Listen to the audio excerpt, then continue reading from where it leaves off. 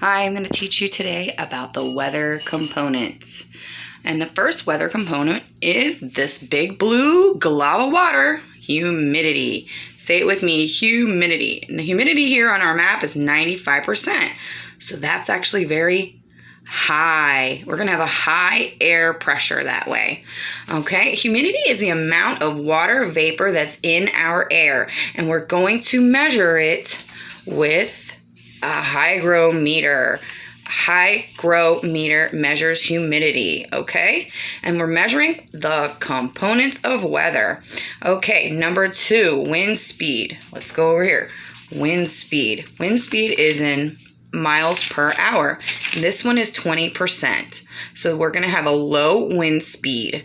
And we are going to measure the wind speed with an anemometer. That looks like little cups that spin around and they catch the air to measure the speed of the wind.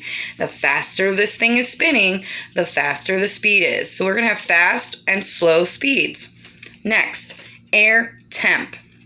Okay, let's go to number 3, air temp. So this is the area for air temperature. Our air temp is 70 degrees Fahrenheit. Also, it is 21 degrees Celsius. If we're measuring in Fahrenheit or Celsius, the numbers will change from a lower number to a higher number. Fahrenheit is normally what we talk about. Now, this is a high temp.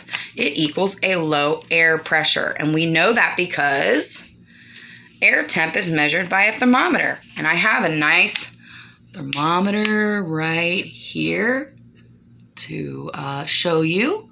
And the temperature is much higher than 70 on this map. I'm sorry, on this thermometer.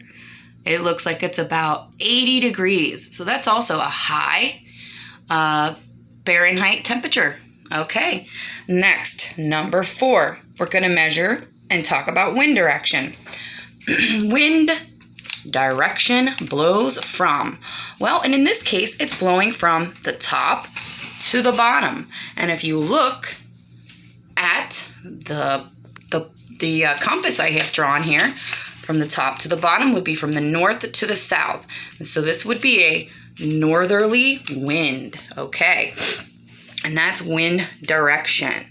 And we're going to measure wind direction with a weather vane, or you can also call it a wind vane. And I drew a cute little wind vane here to give you an idea of what one looks like.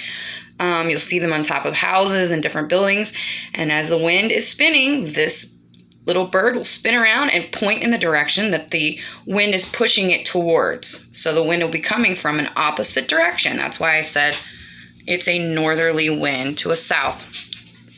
Now, let's do number 5. Number 5, precipitation. Number 5. All right, this is this part here, precipitation. And in this part, we have some rain. We have rain for precipitation. We can also have snow for precipitation in other parts of the United States, especially if it's cold, like in Ohio, you're going to have a snowy day. And also you need to remember 25 degrees is freezing temp. So it needs to be 25 degrees basically below the cloud for us to experience any type of snow to come out of the cloud. You can also get sleet and hail. Those are the other precipitations, okay? Snow, sleet, hail, and in this case, we're talking about rain because we're talking about Florida.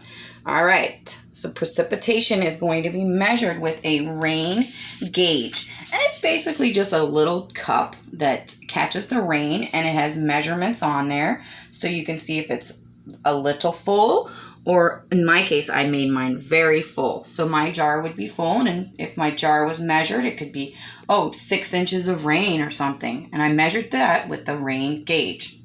Last, I'm going to talk to you about the 6th component, and that is air pressure. You can have a H or an L. These mean high air pressure, or they mean low air pressure, okay? Now, a high air pressure means no clouds. Sunny, happy, clear skies. That's a high air pressure.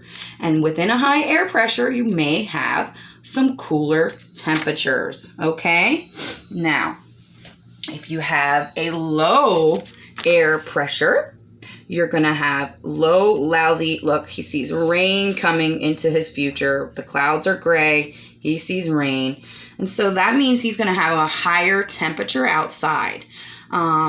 And that means you just kind of remember these are opposites. Low air pressure equals a high temperature, and you have a high air pressure equals a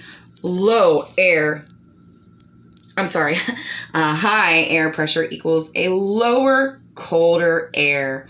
It might snow in your area, but your skies will be clear, and it'll be cool.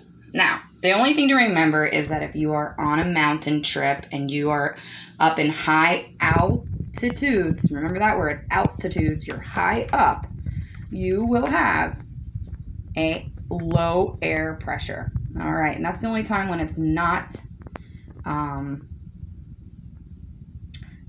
an opposite. And I say that because the temperature here is going to be cold. It's not going to be high temp. This is high altitude, but your temperature here is going to be very cold. And so you're going to have a low air pressure because a higher air pressure is more dense. And you're up in the highest points.